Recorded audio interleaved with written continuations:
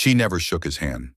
In a room filled with money, power, and polished smiles, Lauren Whitmore looked at the black man standing in front of her and decided, within seconds, that he didn't belong. She didn't ask his name twice. She didn't check her calendar. She didn't see a human being. She saw a threat to her space, her status, her world. And with one cold gesture, she called security and had him escorted out like a criminal.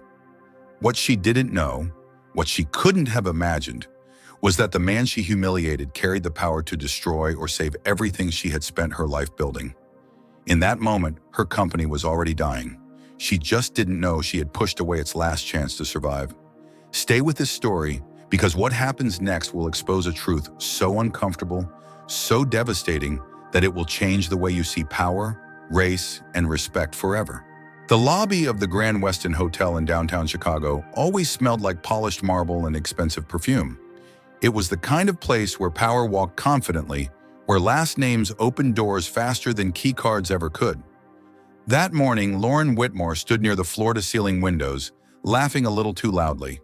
She wore a tailored ivory suit that screamed control and status. Two European investors stood beside her, nodding politely, already halfway out of the deal and just waiting for an excuse to leave. Lauren didn't notice. She never noticed subtle exits. She was used to people waiting for her. At exactly 9 o'clock, a man walked into the lobby carrying a leather portfolio. He wasn't wearing a suit. He wore a navy polo shirt, neatly pressed khaki pants, and clean white sneakers. His posture was calm, his steps unhurried. Caleb Monroe, a black man in his late 30s, scanned the room once, then walked straight toward Lauren with quiet confidence. "Ms. Whitmore," he said, extending his hand. "Caleb Monroe. We have a 9 a.m. meeting regarding the Series C investment for Whitmore Systems." The words were polite, professional, measured. Lauren's eyes dropped, not to his face, but to his clothes. The polo, the sneakers, the skin. Her smile didn't fade. It hardened. She didn't take his hand. Instead, she took a step back, as if the gesture itself offended her. "Excuse me," she said sharply. "Who let you in here?" The investor stopped talking. Caleb kept his hand extended for a second longer than most people would. Long enough for the moment to turn uncomfortable. Then he slowly lowered it. "I'm here by appointment," he replied. "Your assistant confirmed 3 weeks ago." Lauren let out a short laugh. Not amused, not kind. "This is a private meeting, serious investors only." Her eyes swept over him again, deliberately.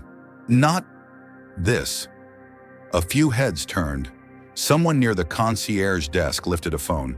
Caleb felt the familiar tightening in his chest. That old quiet pressure, the one that never fully went away, no matter how successful he became. "Ms. Whitmore," he said calmly, "if you just check your schedule—" "Security," she interrupted, raising her voice. "Can you please remove this man before he disrupts any more meetings?" The word "this" landed heavier than a slap. Two guards began walking over. One of them, an older black man named Leon Harris, avoided Caleb's eyes. He already knew how this would look, how it would feel. Phones were out now. A murmur spread across the lobby. Caleb took a slow breath. He could end this in seconds. One phone call, one article, one name search. He could show them who he was. But he didn't, because this wasn't about credentials anymore. This was about something deeper. "I'll leave," Caleb said quietly. "There's no need for this." Lauren crossed her arms. "No, I want you escorted. Make sure he doesn't try to wander into another meeting." Leon walked beside Caleb toward the exit, careful not to touch him. "I'm sorry, sir," Leon whispered near the door. "I really am." Caleb nodded. "I know." Outside, the Chicago air was cold and sharp. Caleb stood on the sidewalk for a moment, steadying himself. His phone buzzed. It was Nina Patel, his assistant. "Caleb, what happened? Your meeting ended early." "Cancel the rest of my trip," he said evenly. "Book me the next flight back to New York." There was a pause. "What about the investment?" Caleb looked back through the glass doors of the hotel. Lauren was already laughing again, brushing imaginary dust from her sleeve, as if nothing had happened.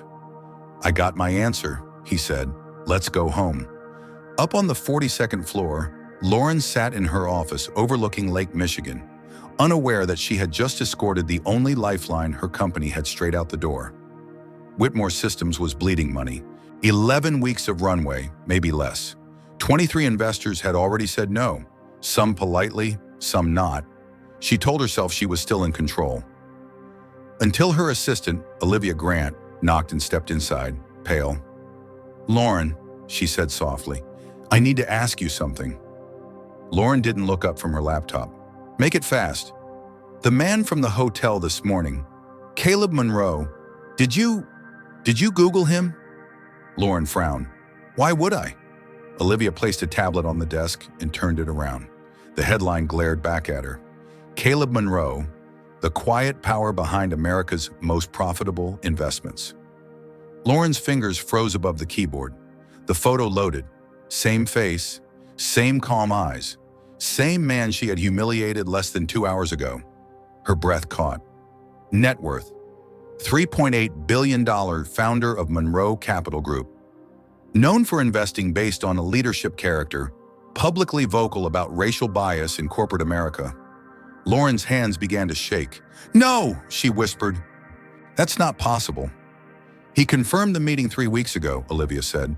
"He was coming to discuss a $500 million investment." $500 million. The room seemed to tilt.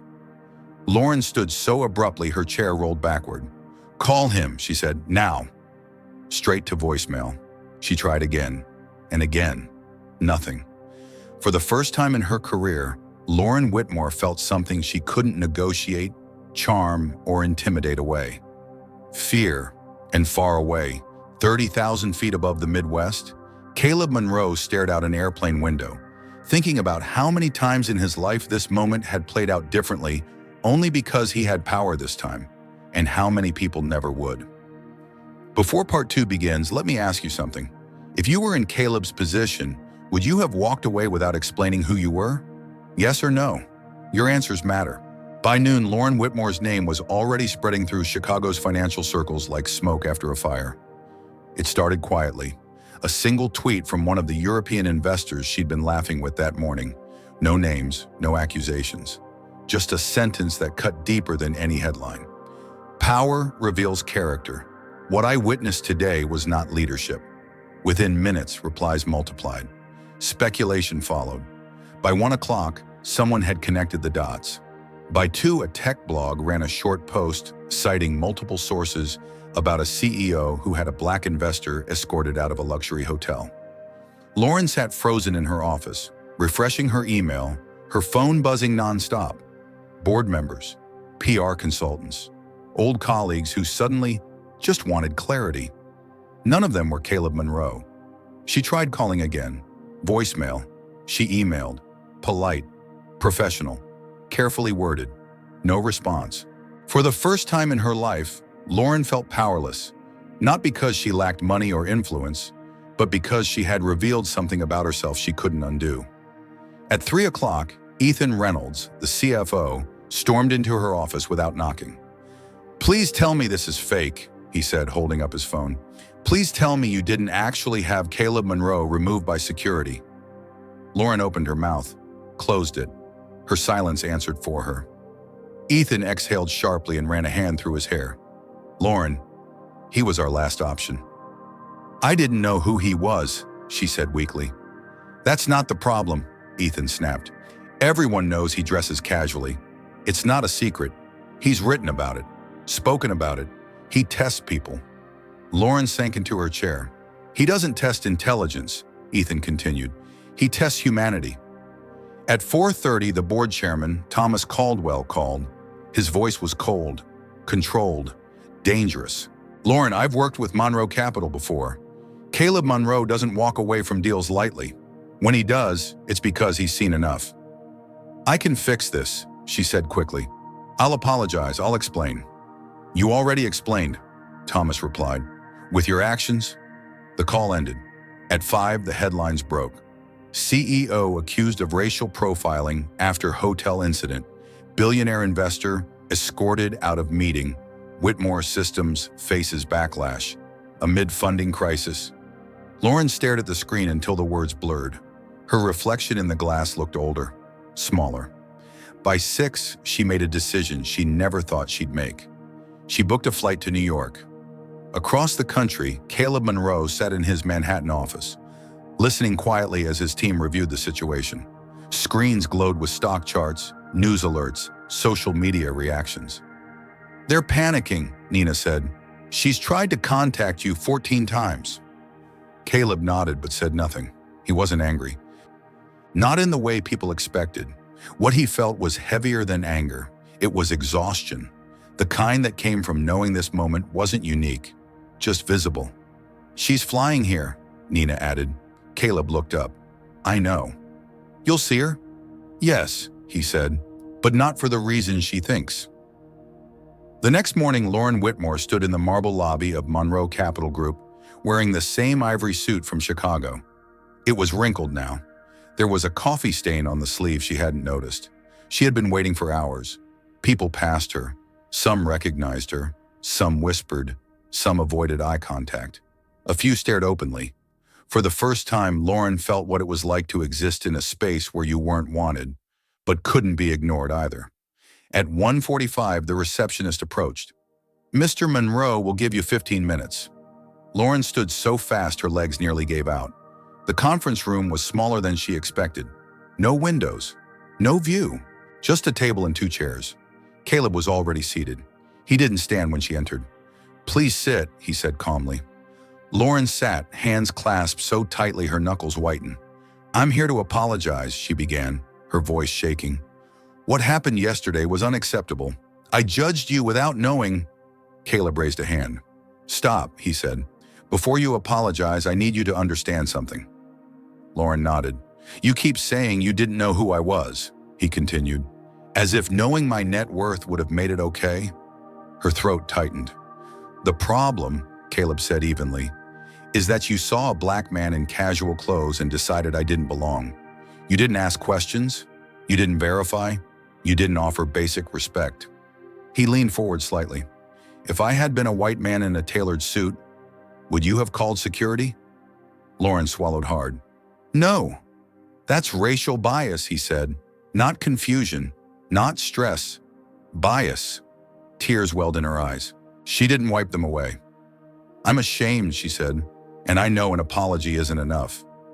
Caleb studied her for a long moment. The silence pressed down like weight. "I'll invest," he said finally. Lauren's breath caught, but not without conditions. He slid a document across the table. Her hands shook as she read. A public apology admitting racial profiling, an independent cultural audit, mandatory bias training for all executives, a commitment to diversify leadership within 12 months, $5 million from her personal wealth donated to organizations supporting Black founders. "And one more thing," Caleb added, "you stepped down as CEO." Lauren looked up. Her entire identity, her power, her control sat on that line. If she refused, 3,000 employees would lose their jobs. She signed. 2 days later, cameras flashed as Lauren Whitmore stood behind a podium. "I committed an act of racial profiling," she said into the microphones. "I judged a man based on his appearance and the color of his skin." Her voice didn't break, but her hands trembled. "This was not a misunderstanding. This was bias, and I caused harm." The room was silent. By nightfall, her resignation was official. Whitmore Systems was saved. Lauren Whitmore was not. And somewhere in the audience, unseen, Caleb Monroe watched, not with satisfaction, but with resolve. Because this story wasn't about punishment. It was about accountability. And accountability, once demanded, never stops asking questions. 6 months later, Whitmore Systems no longer felt like the same company. The change wasn't just visible in press releases or quarterly reports. It lived in quieter places, in conference rooms where voices once ignored were now heard, in promotion meetings where decisions had to be justified with evidence instead of instinct, in hallways where people of color no longer felt the need to lower their gaze. On a gray Tuesday morning, employees gathered in the main auditorium for an all-hands meeting. The room was full, but the energy was different, less tense, more honest. At the front stood Dr. Adrian Park, the new CEO. He didn't pace. He didn't raise his voice. He simply told the truth. "The independent audit is complete," he said. What it uncovered was uncomfortable, but necessary. The screen behind him lit up with data, hard numbers, clear patterns. Black employees had been promoted at significantly lower rates than their white peers, with identical performance reviews. Complaints about microaggressions had been dismissed without investigation. Leadership pipelines had quietly filtered out people who didn't fit the image. A hush fell over the room. This, Adrian said, is who we were.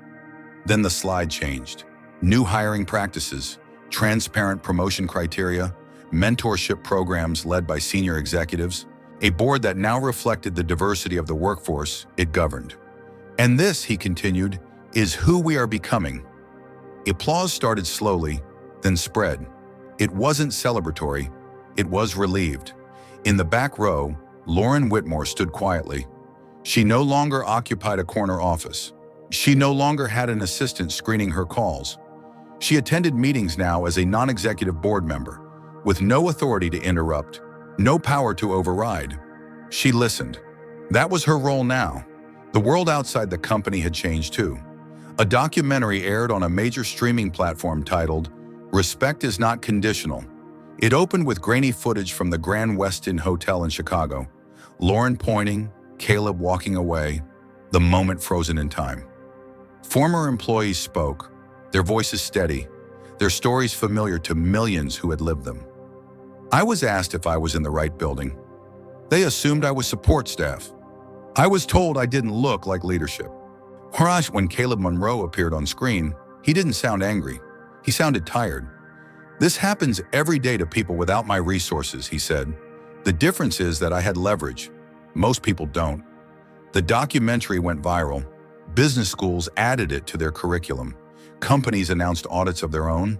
Employees began asking harder questions of leadership and demanding answers. Caleb never claimed credit. He didn't need to. His focus had shifted elsewhere.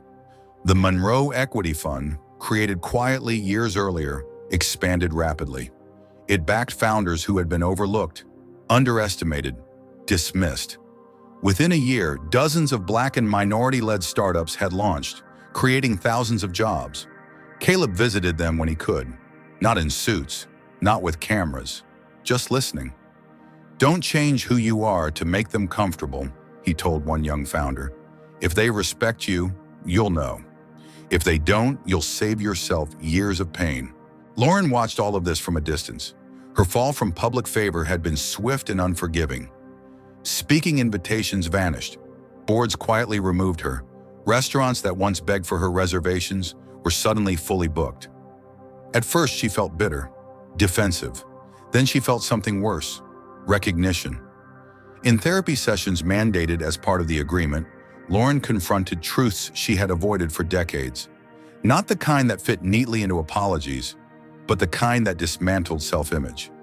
I thought I was a good person, she said once, staring at the floor.